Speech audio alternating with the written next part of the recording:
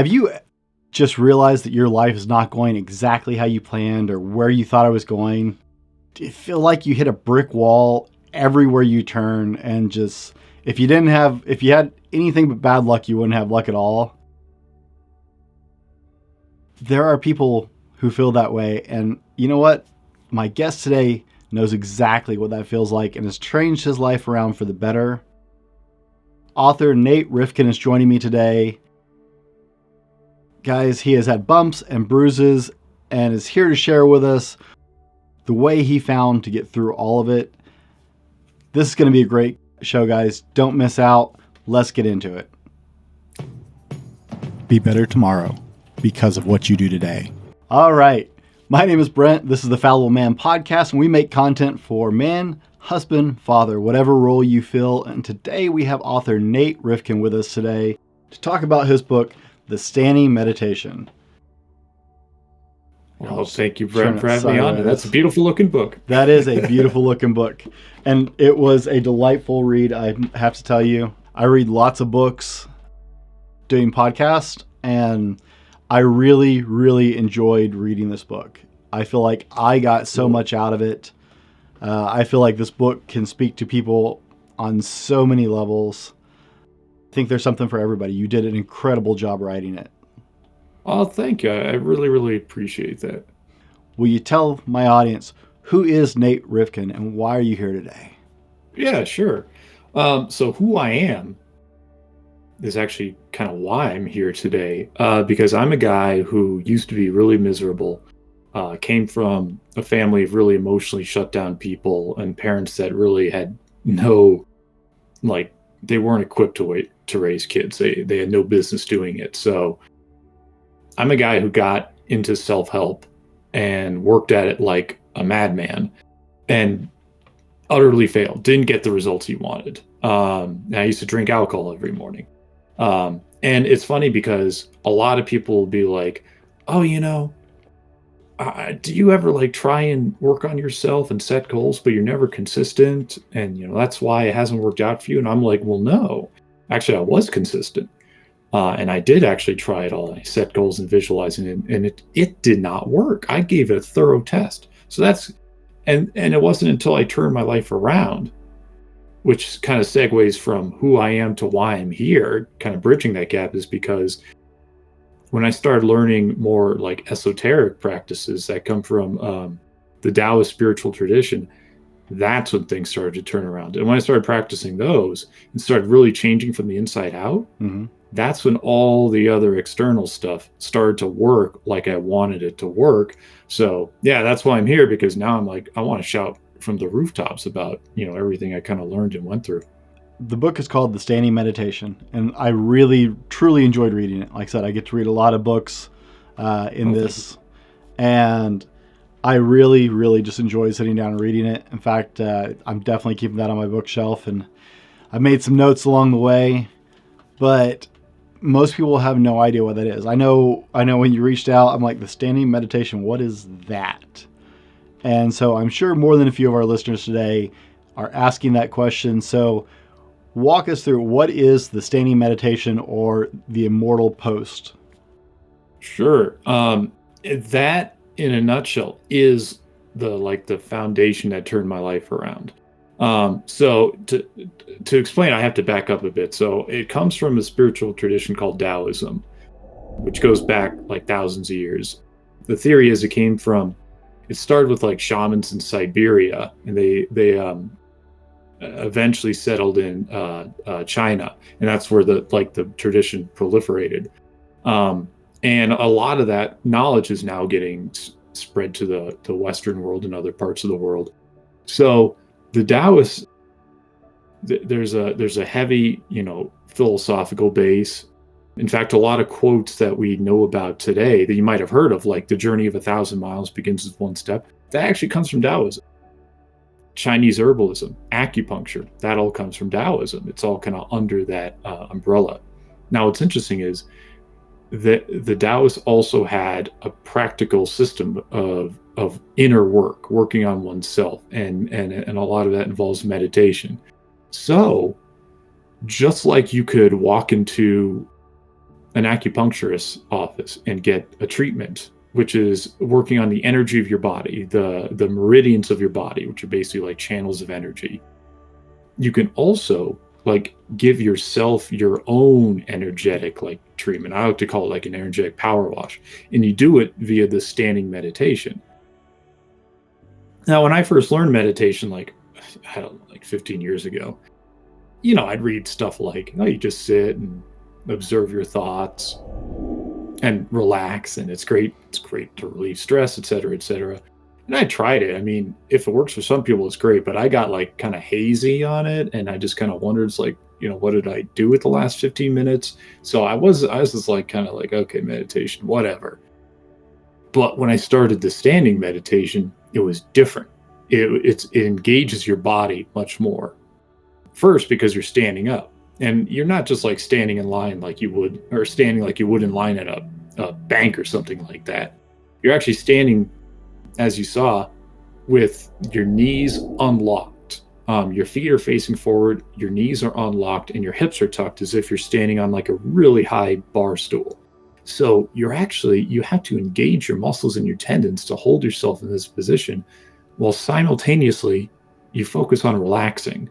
So here you are being challenged, but you have to practice relaxation in the face of that challenge. So you're integrating your physical body, your mental focus, while simultaneously, energetically, you're getting this experience where energy's flowing through your body. It's dissolving blockages of energy within your body, and oftentimes this can resolve emotional like blockages, emotional hang-ups and trauma, and eliminate like the patterns that result from this emotional trauma. So that's like the essence of the standing meditation. And I started practicing it like, it's more than a decade ago by now. And once I started doing that, my thoughts have changed, even though I wasn't like trying to change my thoughts with positive thinking. My feelings would change, even though I wasn't like really like focused on emotional work. And that's when I realized there's something really cool going on here, and I've been healthily obsessed with it ever since then. Reading your book, I looked at the chapter on how to do this, and I've been doing this for I think the last 6 days now, on a regular basis. Not quite at the same time every day. I've been trying to get it in pretty close, but hit or miss right now with everything going on. But I've been getting to a couple rounds of like a minute and a half to 2 minutes at a time. Trying to do at least 2 rounds every day, just because I wanted to understand. I wanted to experience this myself and see what it feels like, and have a better understanding of what the book was talking about from that perspective. You did a really good job like illustrating that and putting that in there, so it was easy to understand. I appreciate that. Keep the level down on that one, so all of us can understand that one. And I got to say, it definitely. You said it well in the book. There are definitely moments of uncomfortable in the stance, but yesterday I was doing it, and I strained something in my shoulder recently. I've been having a lot of pain from my shoulder all the way to my hand. So I just started focusing in on just breathing into that shoulder pain. And yesterday, it felt so good. I could feel like with every breath in, like this focus of just soothing to that aggravation in my shoulder. So, I don't have the experience with you that you do with it, but I've been impressed with it. I'm like you. I tried meditation before, and I could never you get that picture in your head of somebody sitting on a rock, like the Buddhist monks, right? Just sitting cross-legged for days at a time. You're like, can you still walk? If I sit cross-legged for more than 10 minutes, man, I can't even use my right leg at this point. My knee just locks up. So that was always my approach. So I try and fold myself in pretzel positions and stuff like that. I've done some yoga for some of the injuries I have to try and, soothe those and make my life a little better. But the standing meditation was a very different experience And I actually enjoyed doing it while I was reading the book because it helped me. I thought it translated to understanding what you were trying to say in the book a little more to actually try and practice it while I was reading the book. So Cool. it was an That's interesting wonderful. experience. Yeah, glad to hear about your shoulder. It's still a little tender, but it was some nice relief while I was doing it. And I think I'm going to try and I want to say I'm going to commit to doing it for like the rest of the month, but I'm going to try to keep doing it at least once a day for the rest of the month, just to, give it a chance to really start flowing and give myself a chance to adapt to it becoming part of a routine, maybe, and That's great. See how that goes. You were talking about Daoism, and I have a limited understanding of Daoism.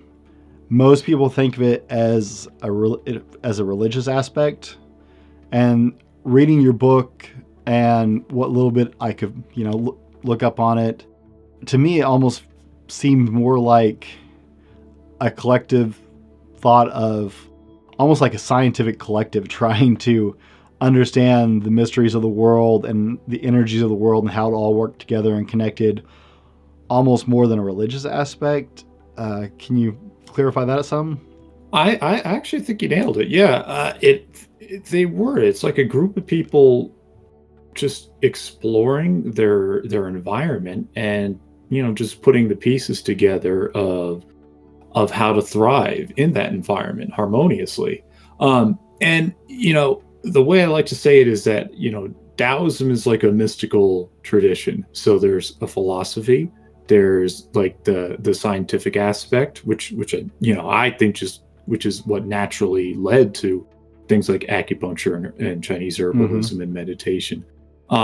And there actually is also a religious aspect, because there are actual Taoist temples, there are Taoist priests, and I've found I'm not like totally. It's not like I've done exhaustive research, but I found like every single mystical tradition is like this.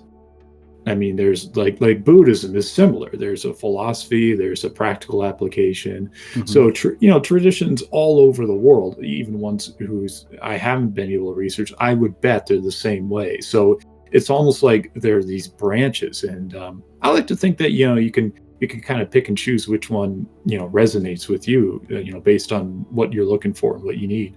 Okay. So the Standing Meditation, you artfully tell stories that really illustrate your points throughout the book. That was a lot of fun.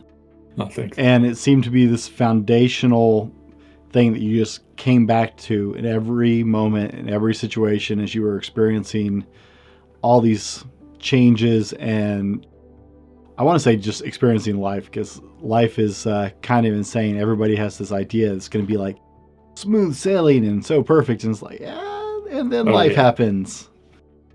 Told you when we started the conversation, I was not expecting to spend Father's Day trying to fix broken plumbing with all the hardware stores closed. You just, life has a way of surprising you. But in chapter 10, you talk about being anti-fragile, which I really like the concept. You talk specifically about the benefits of acceptance, allowing you to gain perspective without your emotions interfering. Can you talk a little bit about that? Sure. That was one of the trickier sections to write, because I really had to like focus, because it's such a difficult concept. It's a subtle one, but I think it's very profound. I first started studying the concept of anti-fragility with Taleb's book, Nassim Taleb, and his book is called Anti-Fragile. It's a tough book to read. I mean, because you have to focus on it, but I think it's brilliant, and it's fun, and it's fun. He's a very engaging writer. But the idea is that you can categorize systems, and systems could be objects or living things, basically any kind of thing. You can categorize it based on how it responds to stress or stressors or consistent stress. And the way he did it was, you have fragile, you have robust, and anti-fragile. So a fragile thing is like a ceramic dish. If you provide just a tiny bit of stress relatively, it can shatter. If you have like a metal dish, you could apply the same amount of stress and it won't shatter at all. It'll just remain the same. So it's robust. And this is all like within a certain amount of range. Like if you like poke a ceramic dish, that's not enough stress to make it shatter, even if it is kind of like considered fragile. And if you blowtorch a metal dish, I don't care how robust it is, you're probably going to melt that bad boy. But here's the thing. A lot of people would say like, oh, so fragile and robust are like the opposite of each other. But that's actually not the case. They're just a progression on a continuum. So a robust thing is only just stronger than something that's fragile. To be opposite of fragile, it doesn't mean to be stronger. What it means is that when you're hit with stress, you become more robust. You don't remain the same. You don't just withstand it.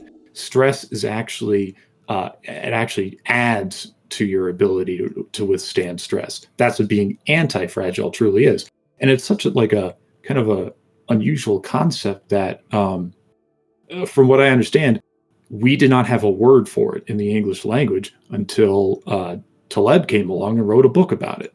So I thought, well, this is really fascinating. And then as I started like thinking about this, of course, what's so great about anti-fragility is that wherever you can make yourself anti-fragile or wherever you can identify anti-fragile things, that can help you improve your life. It can help in the world of investment because let's say like there's stress within the world, or we have like a shocking event that might collapse certain industries on the planet. It's good to invest in something that is actually anti-fragile. So not only do your savings not disappear if an industry goes bad, they could actually increase. And that's sort of the angle Taleb was writing about in the book. Mm-hmm. But it also applies to human health, and it also applies to your own psychology, your inner self. So I was like thinking about all this and how like living things are really meant to be anti-fragile. The reason exercise is so good for us is because exercise stresses us. Mm-hmm. Now, chronic stress, like having the news blaring at us 24 hours a day, and tuning in every single day, that stress is probably not going to make us stronger. It's probably actually going to harm us because it's this like slow drip, constant chronic stress. But if there's an acute stressor, like say curling a dumbbell for 10 reps and then resting for a couple of days, you're actually, when you're curling that dumbbell, you're damaging your muscle tissue. I mean, that's what's happening. But if you do it within a certain range and then take some time off, your body will grow back stronger. So we are all anti-fragile in that respect. So I kept on thinking about this, and I realized, when you engage in a meditative practice, it's actually a gateway to make yourself more anti-fragile, especially when you meditate the way that the Taoists teach, because what they teach is that during a meditation, especially the standing meditation, you relax your physical body. You drain away tension in your muscles, even though you might be holding a stance that, as you've experienced, Brent, is really difficult to hold. So what happens is you're training yourself to, in the face of a challenge, to actually relax even more.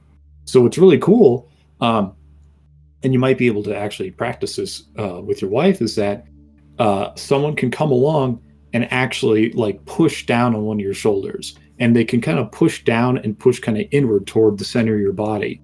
And what will happen is, if you're relaxing your muscles properly and you've unlocked your knees, you've tucked your hips, in a very gentle way, and you're like straightening out your spine, they can push as hard as they like.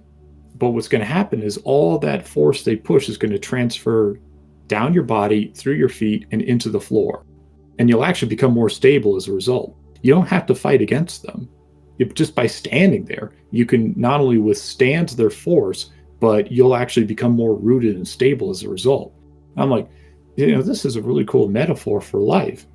How can we start arranging our lives and transforming ourselves inwardly so that when we're hit with stress, it actually makes us stronger, and we can actually feel more relaxed in the face of that.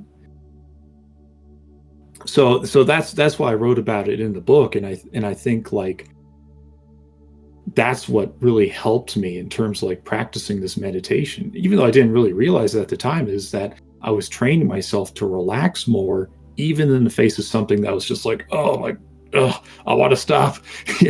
I want to just like stand up or sit down and end this. But instead of just like merely like gritting my teeth and withstanding it, I mean, it's kind of like the subject of your podcast. It's like men are frequently taught, it's like, no, you got to tough it out. That's just being strong. Being anti-fragile would be, it's not just about toughing it out. It's about actually maintaining your relaxation in the face of something that's tough. So that way you're not just trudging through challenges in life.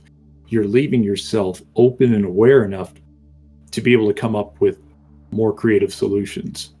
So yeah, so that's sort of that's why I wrote about it in the book. Guys, if you're getting something out of this, be sure and click that like button or subscribe wherever you are. Leave us a comment on whatever platform you're on, guys. I read all the comments, and I love to hear what you have to say about the show. We're going to roll to our sponsor, and we're going to be right back with more with Nate. Don't miss out. Today's episode brought to you by thefallibleman.com. That's right, it's us.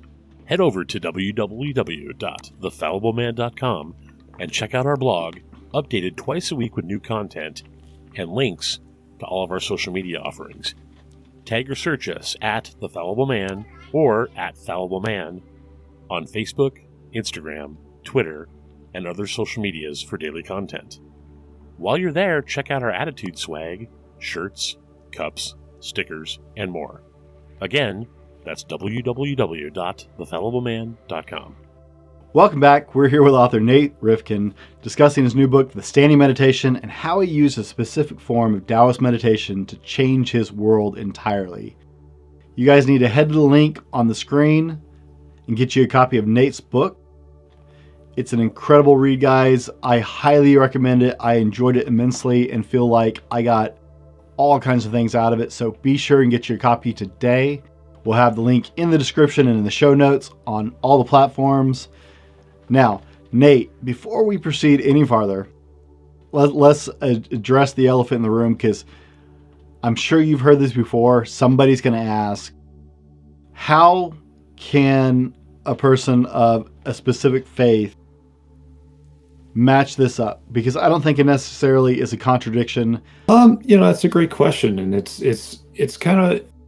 is tricky to navigate because everyone's path is different. What I found is that it goes back to what we talked about earlier, and how Taoism birthed all these different branches. So someone a Buddhist faith or a Christian faith, they can still take advantage of like a Chinese herbal regimen to improve their health, and it might not necessarily conflict with their beliefs. And I think in the same way, one can engage in a meditative practice without it conflicting with their beliefs, because even though meditation can be part of one's spiritual walk, meditation is not necessarily a spiritual practice. It doesn't have to be, because you're working with your energy and you're working with improving your emotional health and your psychological health and your physical health. So it doesn't necessarily mean that you're doing something spiritual. You could have someone that wants no part of spirituality but still benefit from this meditation. Now, just it gets a little subtle and tricky, because this can be a part of a spiritual practice. I know people who do this meditation before they pray, because it puts them into a state where they are feeling a lot better. It's like they are a cleaner vessel to communicate with God.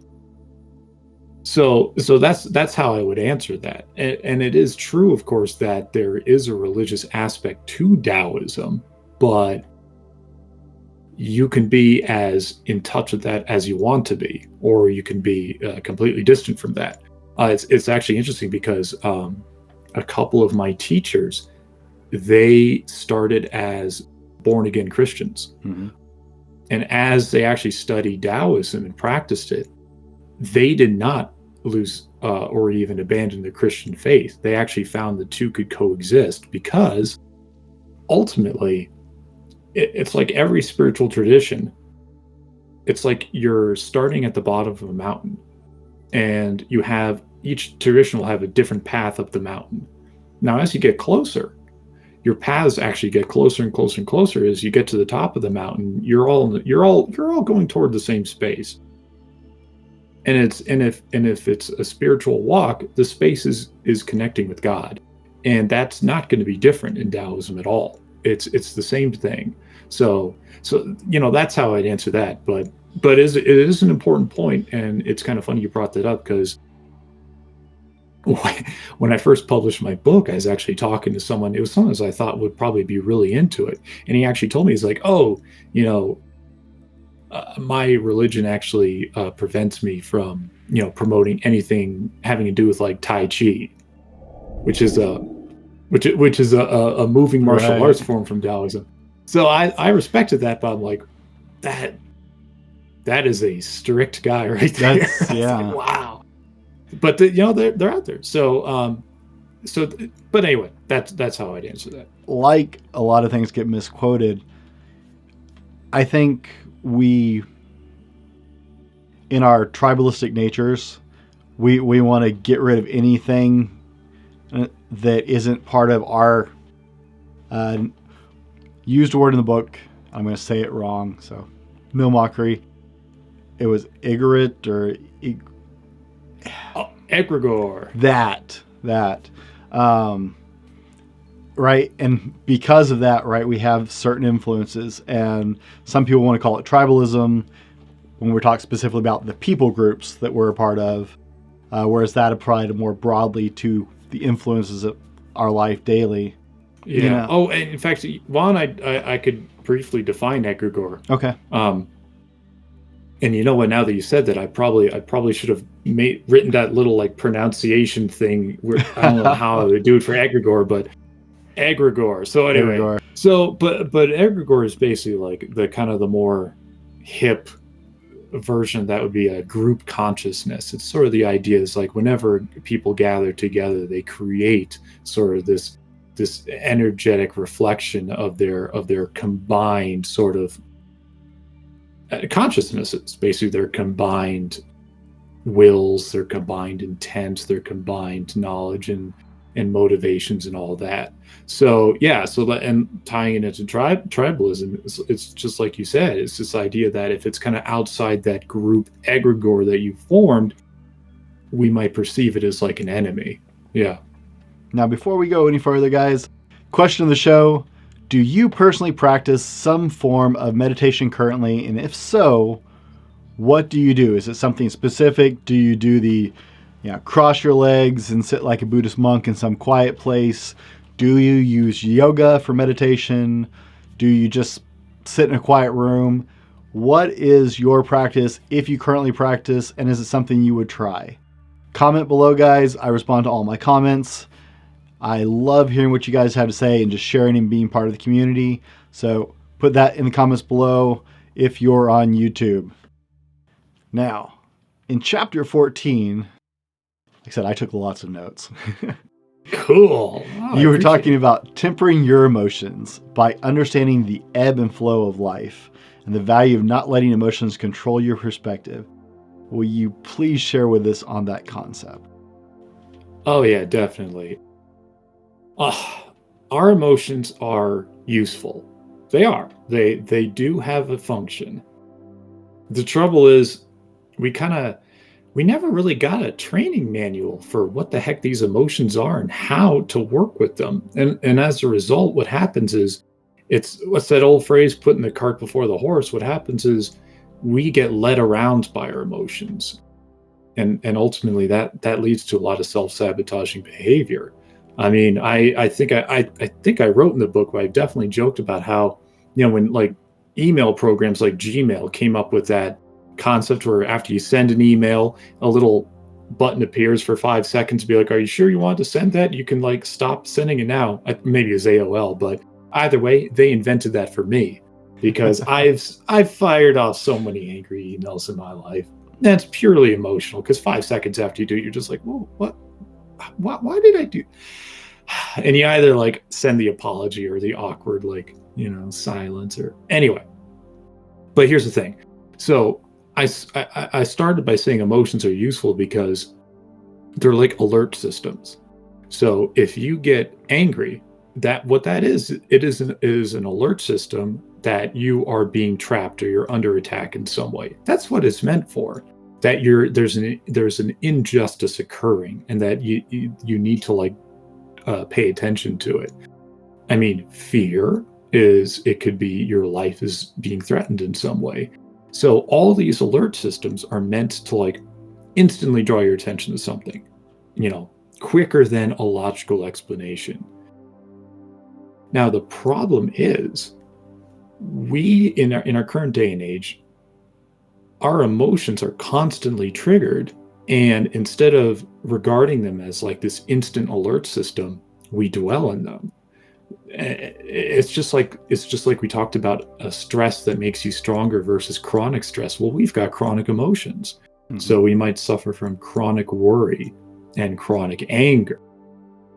And even actually chronic overexcitement, because the Taoists actually consider excitement to potentially be a negative emotion. We're talking about like the frenetic, like excitement, because if you live in that too long, I mean, you're going to bounce the other way. That could lead to like adrenal burnout.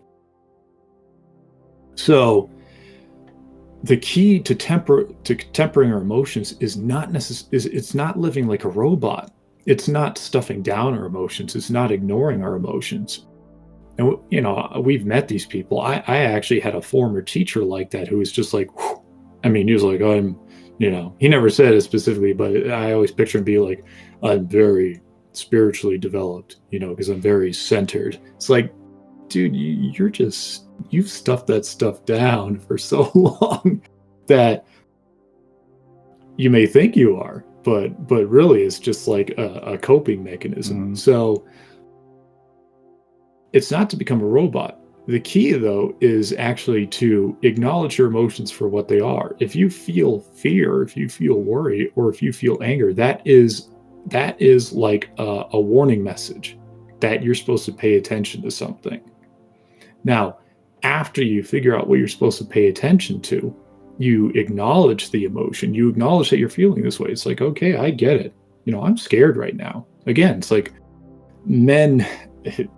We certainly did not get this training early on. The fact that you can actually acknowledge your emotion. But once you do, you're creating separation from it.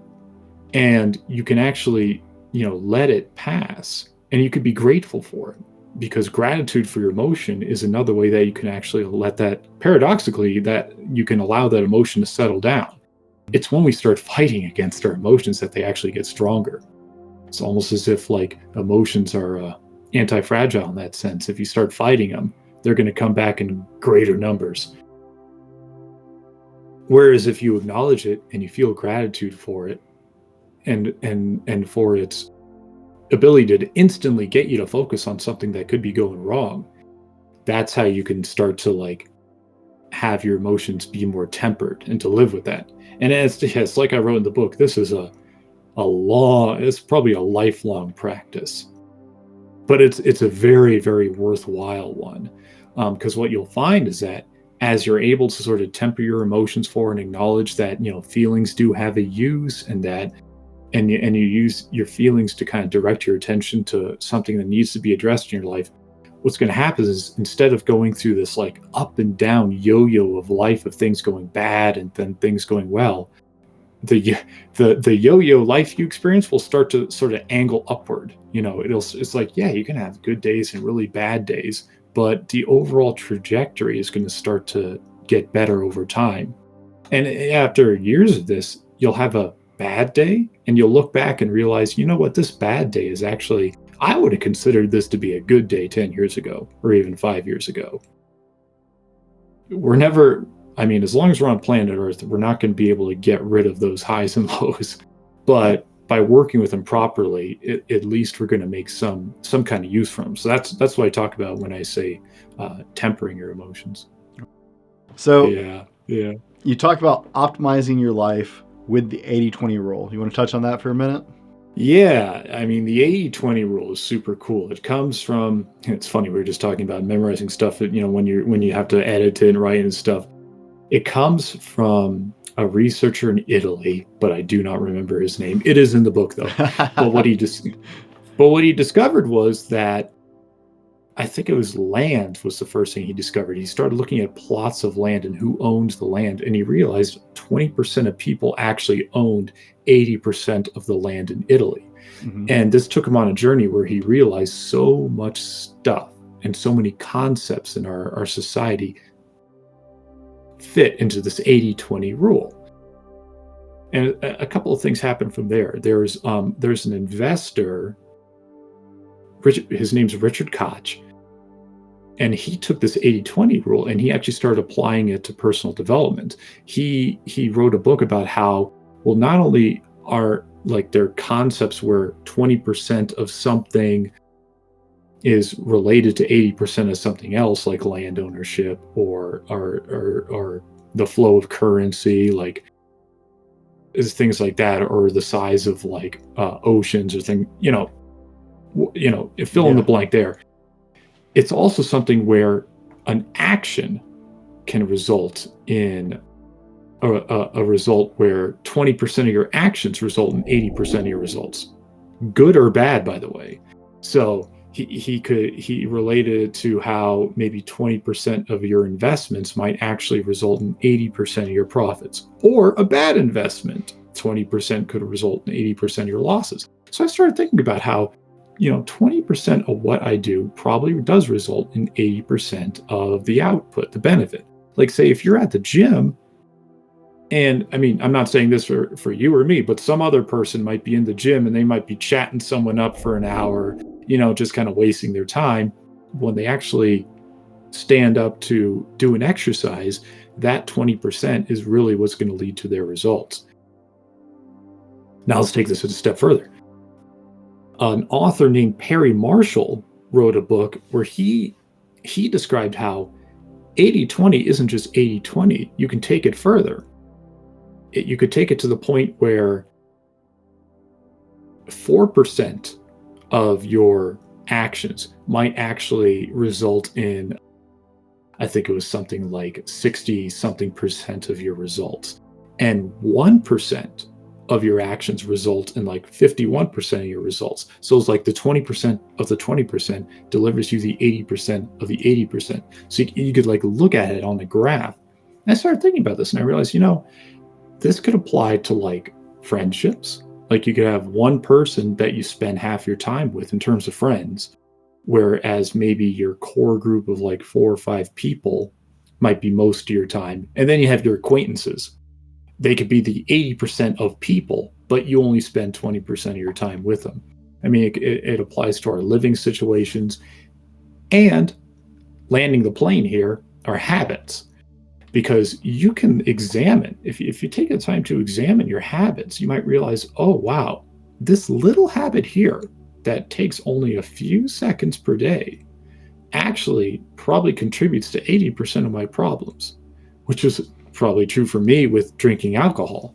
Or this habit over here, it only takes a few minutes, but it probably contributes to maybe not 80% of my results, but it's like 51% of my results.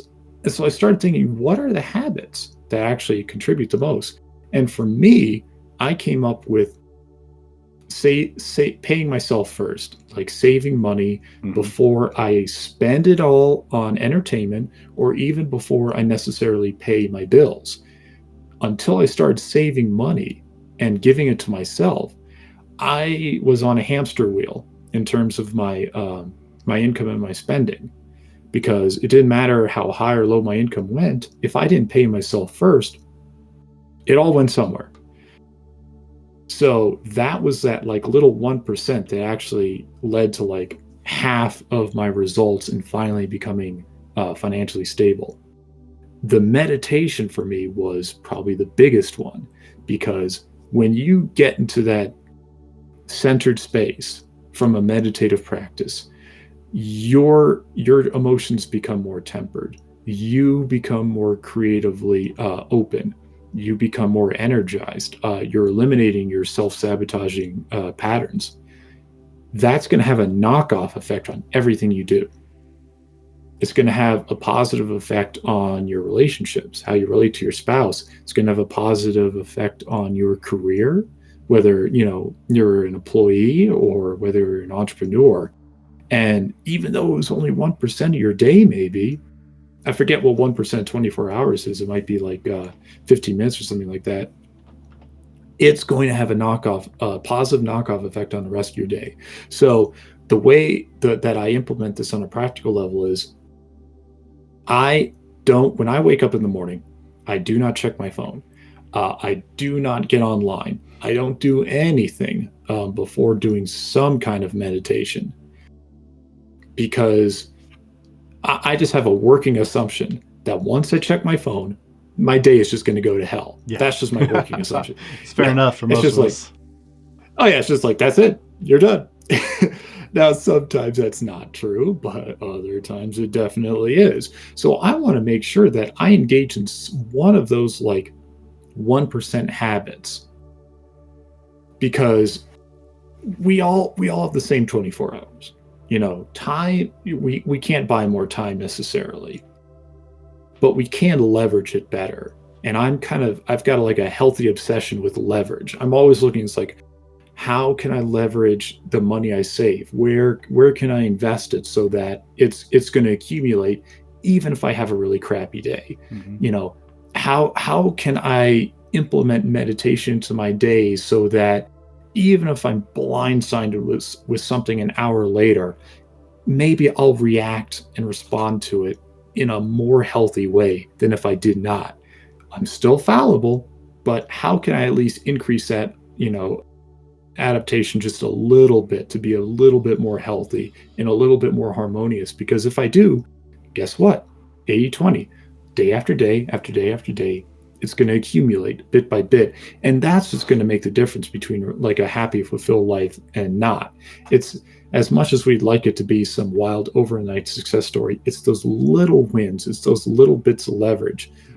It's taking advantage of that 80-20 concept over and over and over that's going to make the difference. So yeah, today, I mean, I'm always it's almost like a healthy paranoia.